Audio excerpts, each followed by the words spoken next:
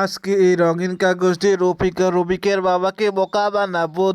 যাই কে দেখার আগে এই কাগজটি ছিঁড়ে বক্সের ভিতরে এটা নদীতে ভাসিয়ে দিল।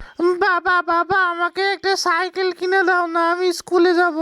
কি বলো সোনা, আমার কাছে তো কোনো টাকা নেই, আমি তোমাকে কিভাবে সাইকেল কিনে দেবো? আয় রে কপাল, সবই কপাল। আরে সোনা, ওই দেখো কি একটা নদীতে ভেসে আসছে, তুমি এখানে বসো, আমি গিয়ে দেখে আসি। দূর থেকে তো এটা দেখে মনে হচ্ছে একটা জাদুর বাক্স। লোক মুখে শুনেছি এটাতে নাকি অনেক অনেক গুপ্তধন পাওয়া যায়।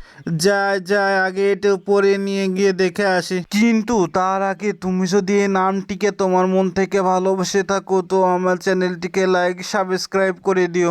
এই যে সোনা, আমি এসে গেছি, বা এটার ভেতরে কি আছে দেখা যাক। সোনা, এটা খুলি তাহলে, ঠিক আছে।